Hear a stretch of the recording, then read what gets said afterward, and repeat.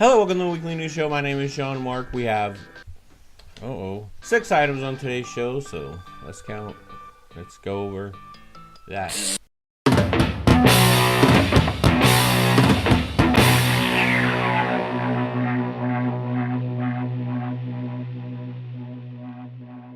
Number 1 in Fortnite news, Fortnite's V-Bucks are linked to large-scale money laundering scheme.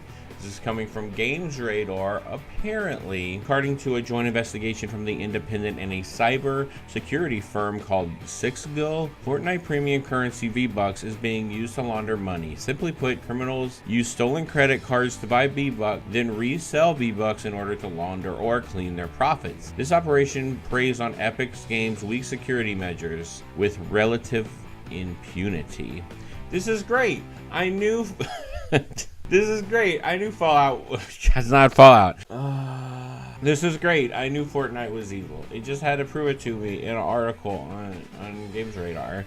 I actually heard about this happening before, but I got this cemented that it's happening and that it's happening in this game. So try it out, I guess. I mean, they have weak security measures, and if you need money, I mean, go for it. Why not? Number 2.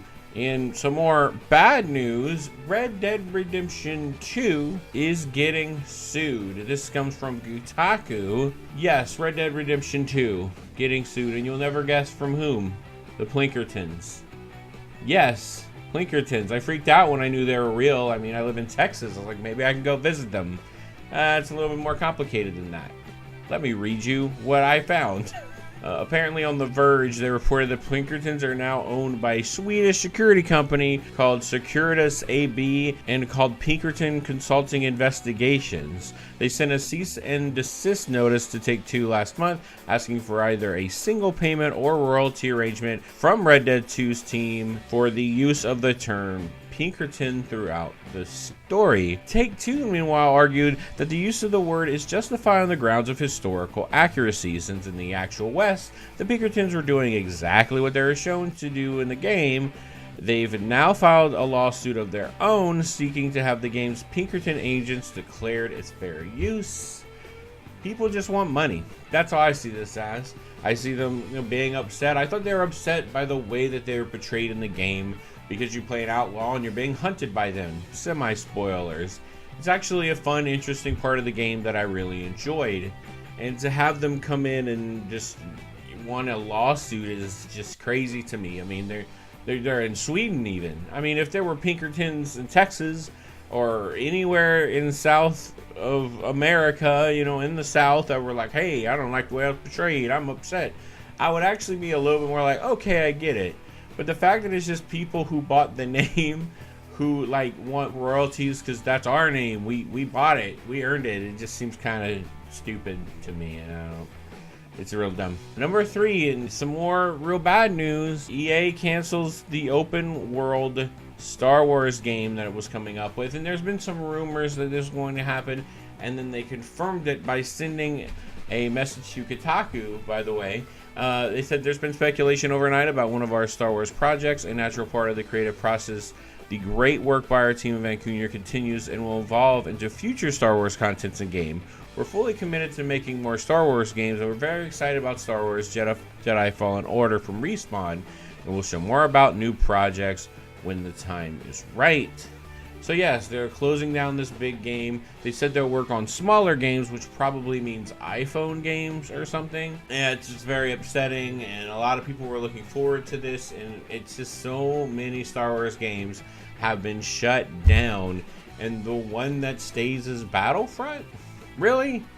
Battlefront series that was like loot crated into oblivion? Number 4, Pokemon Go event brings Kyra Gate and Groundjuan raids, new Hoenn shrines as well, and it was announced and is now live. Have fun, Pokemon Go players.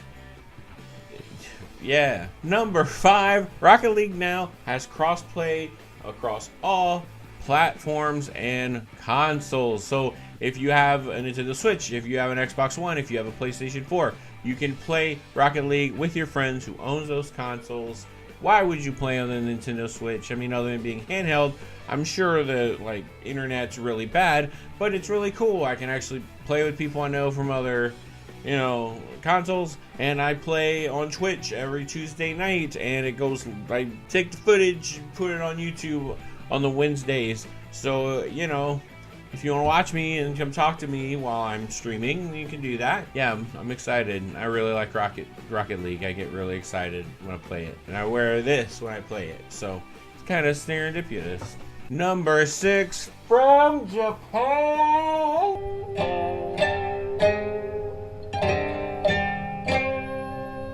Japan, you're really cool. I love you. I think you're great. I'm gonna go there one day in the far, far future when I can afford it, which maybe never, but I hope it happens. Anyway, in Japan, this one's for you, Chris, if you still watch my show. They have a new hotel.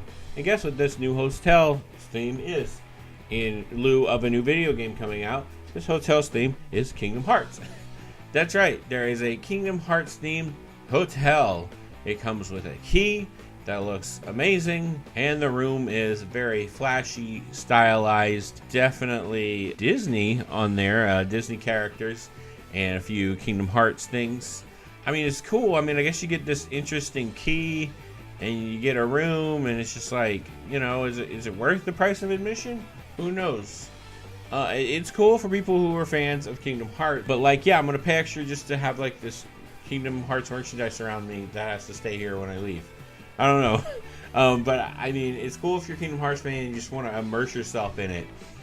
Then you could say, hey, I stayed in that one. I stayed in that one when I was in Japan. I could have stayed anywhere, but that's the one. Now it's time for most people's for the show games this week. Number 1, holy potatoes, we're in space. This is coming out for PS4, Nintendo Switch, and has been out for PC. The thing I noticed immediately when launching this trailer is how stylized it is and how funny and I guess cute it is. And I wasn't sure what this would actually be, and then ended up being like a roguelike space adventure where you have this spaceship and you're trying to keep it up. You're trying to recruit people, and you're trying to manage it and level it up and get enough weapons so that whenever you see another ship, that you're able to fight against it effectively and level up even more. This looks very interesting, and haven't seen much like it before. This company made another game, but I'm forgetting what it's called. I think this is a cool looking indie game, and I would check it out. It's coming out for everything, so you should too. Number 2, Planet RIX-13. This is coming out for PlayStation 4, Nintendo Switch, Xbox One, and was already out for PC. This is a side-scrolling, retro-style game where you're basically a puzzle game where you're going around trying to figure out what to do next, what puzzles to unlock doors, and just save this planet or this space station that you're on. You have an oxygen meter. It looks very deep. It looks very good, and it has this pixelated design that I like, and yeah, it just looks immersive to me. I wonder how it is. I'm more curious about this than anything. Number 3, Y2K, a postmodern RPG. This is coming out for Nintendo Switch, PlayStation 4, and it was already out for the PC. This is a turn-based RPG based in the 1990s on the onset of Y2K. You play a developer who just graduated from college, trying to figure his life out while having RPG-like elements happen around you. I've heard a lot of good things about this game. I heard about it coming out about 2 years ago, so I've been kind of pumped about this game and kind of excited to see what it would be like, and I really, really am tempted to buy this because, man, it looks really fun. Number 4, Ace Combat 7. Skies Unknown. This is coming out for PC, Xbox One, and PlayStation 4. It's an Ace Combat game. I didn't know Ace Combat games had a story. I just thought you flew around and shot stuff, and then maybe there was text scrolling in between them. I didn't know there was actual characters and stuff. So yeah, that was surprising to me. But what I really like the idea of this game is that if you have PSVR, you can play this game in full PSVR, which would be amazing. Just watching this gameplay, seeing that you're in this jet and his flight simulator, and just playing in VR must be amazing. So that's one thing to get PSVR for, but otherwise I've heard a lot of people just generally, without there being VR, excited about this game, and there's a lot of hype apparently. I didn't know that many people played this, but I mean, I kind of like flight sims. I played some indie versions of that, so who knows. Number 5, Onimusha Warlords. This is coming out for PC, Xbox One, PS4, and on the eShop and Nintendo Switch. I don't know if they're going to have a physical version of that yet. Onimusha. I remember playing this on the PS2, and me and my brothers got every single release of this game. We got the first, second, and third one and played the poop out of all of them. I think we didn't like the third one as much, if memory serves me correctly, but I spent a lot of time on Onimusha. I really enjoyed it. Apparently, to get through the full game, it's only like 5 hours. Yeah, I didn't know it was that short, but they did change the gameplay up a little bit, but there's still that static camera. I almost wish they would have remade this like they remade Resident Evil 2, where you have the over-the-shoulder camera and just a little bit better graphics, but still, I mean, I love this game. I want to play it again, and yeah, I think I'm gonna get it. It just, yeah, I mean, why not? Looks great. Thank you for watching the weekly news show. My name is Jean-Marc. Please hit the like, subscribe button, like what you see. You have all the news, and I do whatever you want with it. Thanks for watching, and play Onimusha Warlords. Also, I'm going to be at PAX, and it's going to be fun. If you see me there watching this, good. If you're not going to be there, wish me luck. It's going to be freezing cold.